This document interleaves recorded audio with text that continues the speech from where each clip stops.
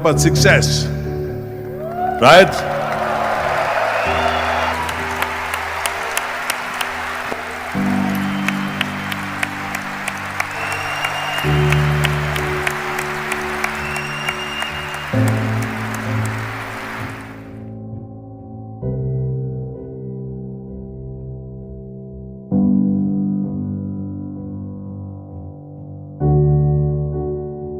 Now let me get right away to the first rule of success.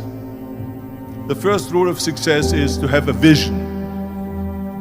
You see, if you don't have a vision of where you go, and if you don't have a goal where you go, you drift around and you never end up anywhere. It's like you can have the best ship in the world, you can have the best airplane in the world. If the pilot or the captain doesn't know where to go, it would just drift around. It would not end up anywhere, or most likely in the wrong place. So I was very fortunate that I stumbled onto my vision. I mean, as you know, I was born in 1947 in Austria after the Second World War. And I didn't really like Austria when I grew up. I couldn't wait to get out of there. I couldn't see myself becoming a farmer or a worker in a factory or anything like that. Even though my parents wanted me to stay there and have a normal life. My father wanted me to become a police officer like he was. My mother wanted me just to stay there and marry a girl and have a bunch of kids.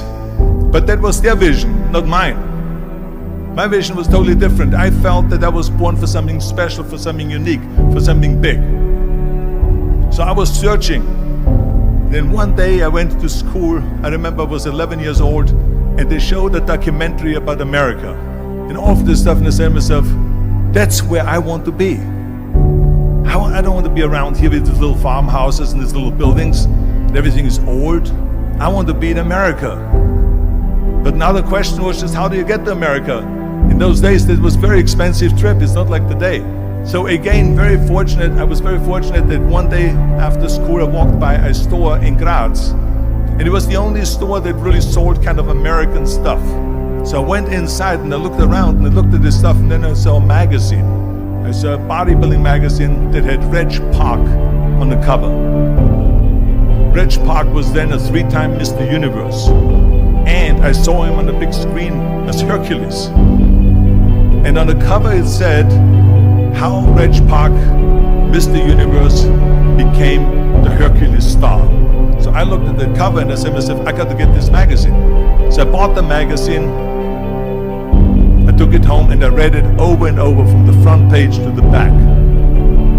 It had everything in there, how he trained, how he was working out in Leeds, England, in a factory town, how he worked out every day for 3-4 hours and became the strongest man of Europe, and how he won Mr. Europe, Mr. Great Britain, and then eventually Mr. Universe, and how he won the second Mr. Universe and the third Mr. Universe, and how he was discovered play the starring role in Hercules.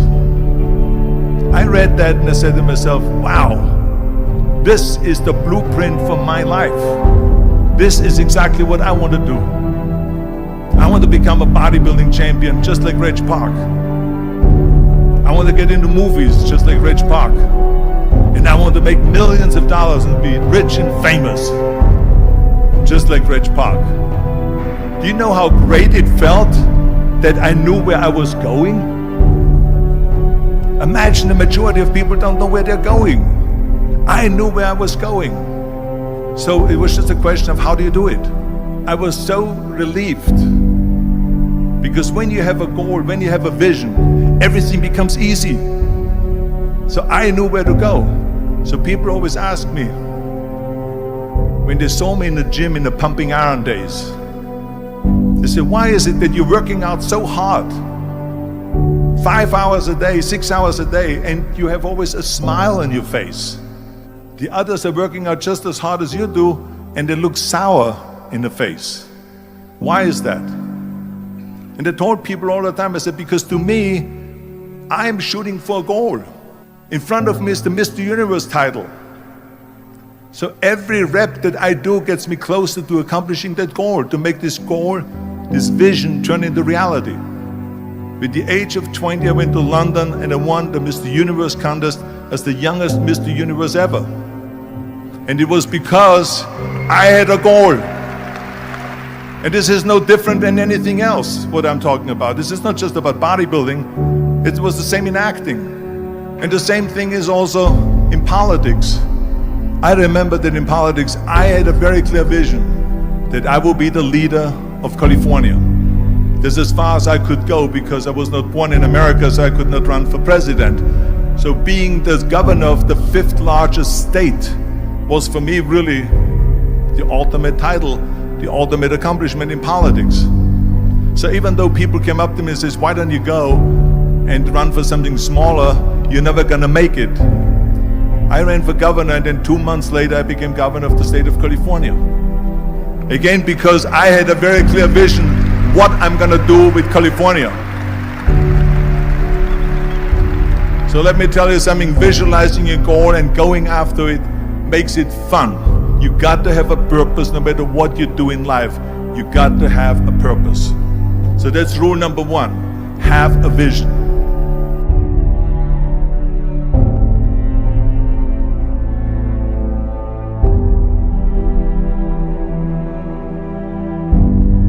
Rule number 2 is, don't listen to the naysayers. Everything I ever did, the thing that I heard out of people's mouth was, that's impossible. That can't be done. Or no.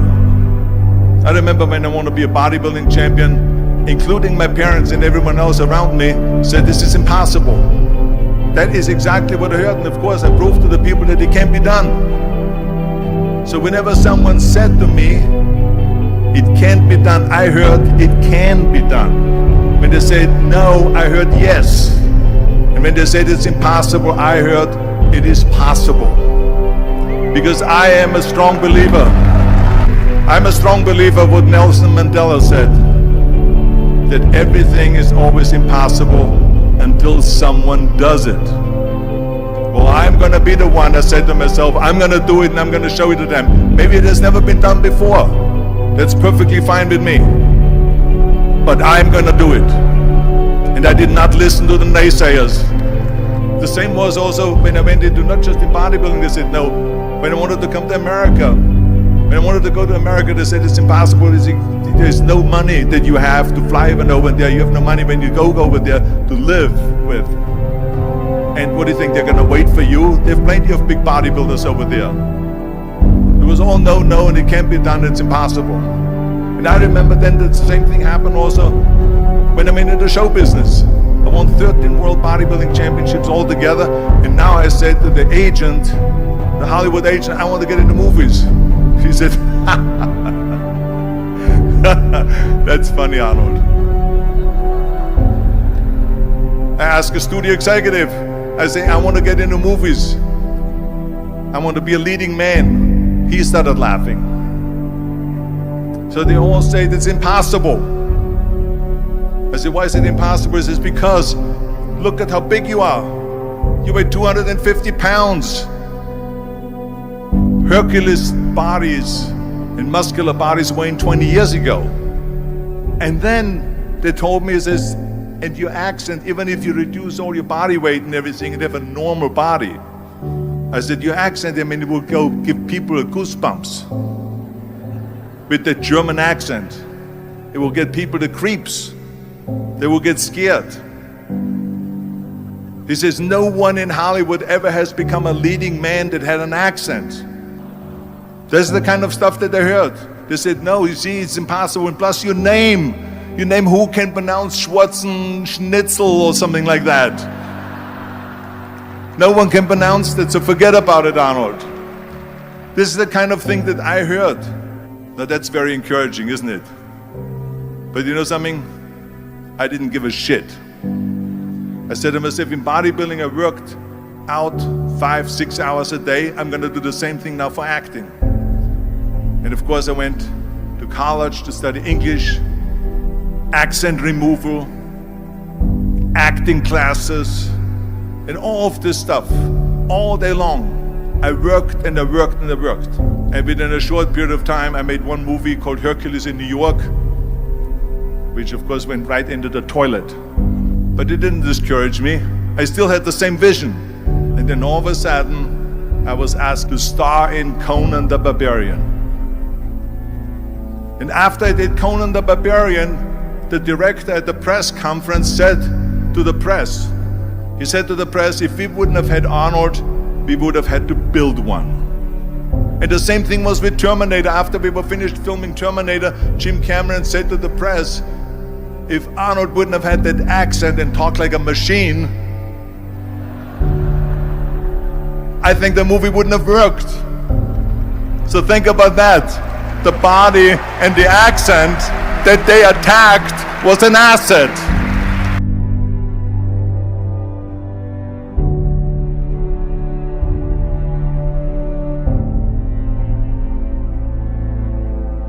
And the next thing, the third point that I'm going to make to you is work your ass off.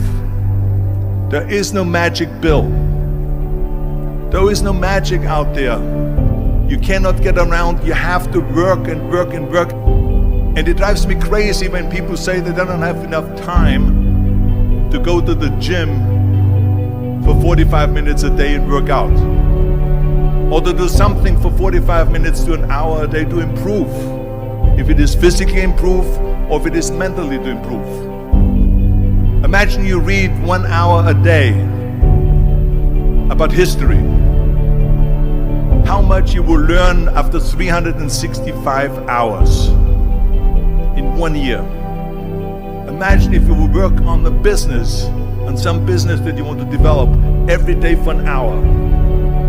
Imagine how further along you will go and get. So it drives me nuts because when people say we don't have the time, we have 24 hours a day. We sleep 6 hours a day, so that gives you still 18 hours. So there's someone shaking their head out here in front. They say probably, I don't sleep 6 hours, I sleep 8 hours, right? Or just sleep faster. So we have 18 hours a day.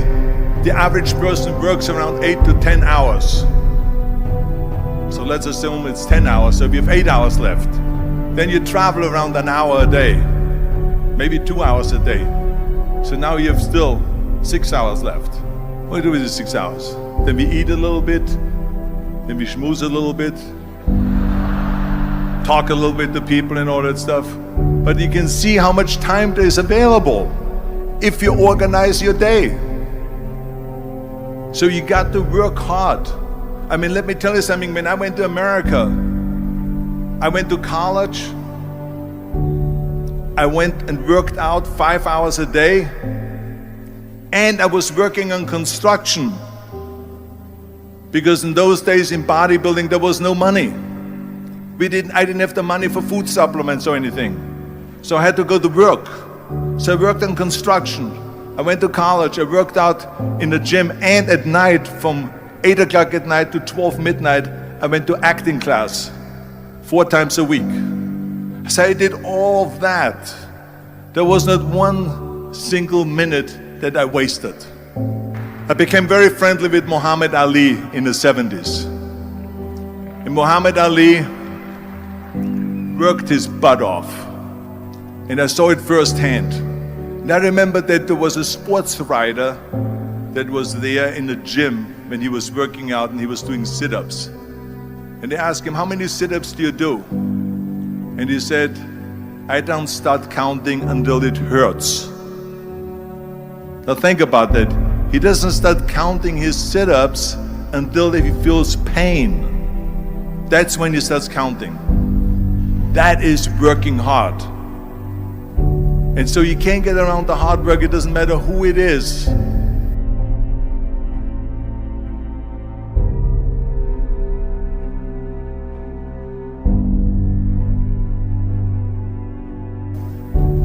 Well, I hate plan B. But when you start doubting yourself, that's very dangerous. Because now what you're basically saying is that if my plan doesn't work, I have a fallback plan, I have a plan B. And that means that you start thinking about plan B, and every thought that you put into plan B, you're taking away now that thought and that energy from plan A. And it's very important to understand that we function better if there is no safety net. I'm telling you, I've never ever had a plan B. I made a full commitment that I'm gonna go and be a bodybuilding champion. I made a full commitment that I'm gonna be in America. I made a full commitment that I'm gonna get into show business and I'm going to be a leading man. No matter what it takes, I will do the work. I will do the work over and over and over until I get it. And the reason, one of the main reasons why people want to have a plan B is because they are worried about failing. What is if I fail, then I don't have anything else? Well, let me tell you something, don't be afraid of failing, because there's nothing wrong with failing. You have to fail in order to climb that ladder.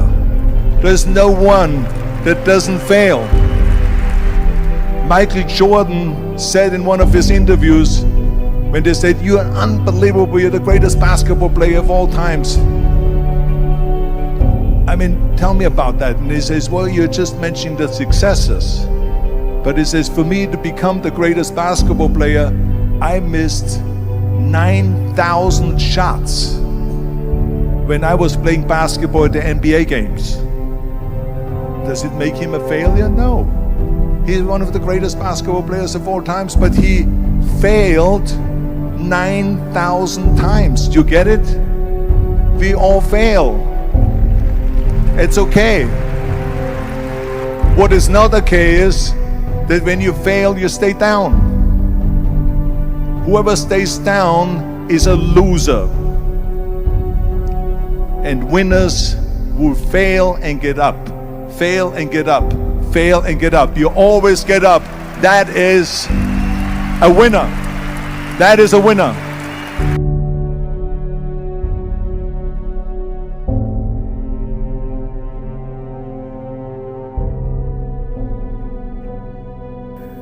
This is one of my 6 rules to success. You can only feel complete as a person if you think about what can you do for your fellow member around you that maybe needs help. I was an immigrant going to America, and I saw how America was the most generous country in the world. I mean, they opened up their arms to me, they helped me, they invited me for Thanksgiving dinner. The people, they brought me, the bodybuilders in the gym brought me plates to my apartment because I had no plates, I had no silverware, I had no bedware, I had no pillows, I had no blanket, I had no TV, I had no radio, I had nothing. They brought it to my apartment.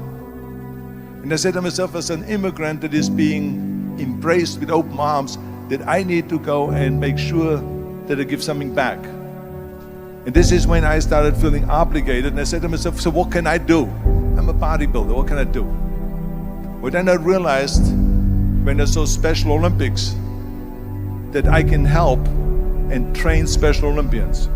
And so we started getting involved in Special Olympics, and in no time, I proposed to them to start powerlifting in Special Olympics. And it became the #1 sports in Special Olympics, powerlifting. They always have a packed hall of 5,000 people.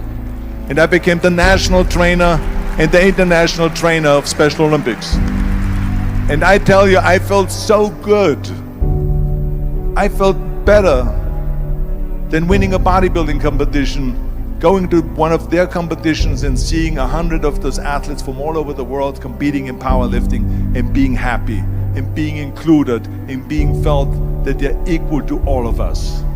It was the most unbelievable feeling, and this is why I got so excited about it that then after that, I started, going around to military bases in America and training our military personnel.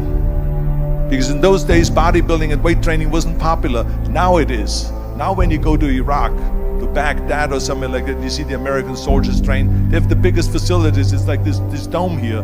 This is how big the training facilities are now. So I went from military base to military base to train the soldiers, and the sailors, the airmen, and all of them. The more I got into that, the more I realized how good it feels to give something back. And that's when my idea came about after-school programs, because after school, when I traveled to all the schools to train students, I saw there was a huge gathering of students after the school was over outside the school. And I asked the school principal, what are all the students doing? He said to me, Arnold, you have to understand that 70% that the kids in our schools, they come from parents where 70% of the parents are both working. So therefore there's no one there picking them up.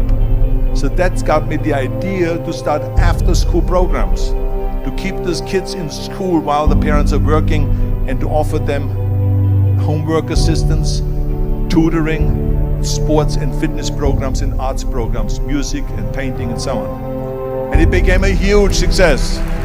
Then of course when 2003 happened, where there was a governor's race in California, I said to myself, now is my chance to jump in there and to really give everything.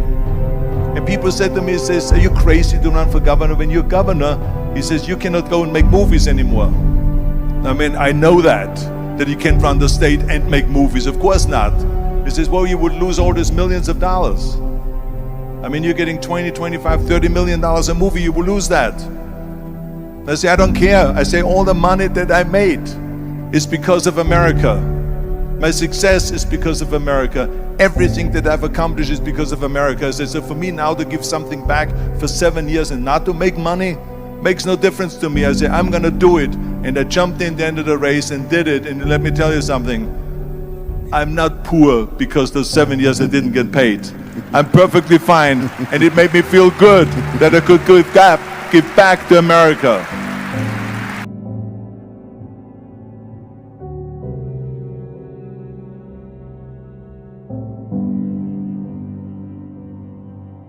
Well, I think that every day we are benefiting from someone helping us. That's why I said earlier, there's no such thing as a self-made man. I mean, when you think about it, you're born and you need your parents to raise you. You need your teachers to teach you. You need your coaches to do sports. And so when I think about back of the people that helped me, I remember that everything I did always needed help. Think about it when someone says, Arnold, you're the greatest self-made man. I said, you can call me anything you want, but don't ever call me self-made man. I said, because I did not get to that point by myself. I mean, think about just to be successful in the movies. The only one that makes you successful in the movie is the people that go to see the movie.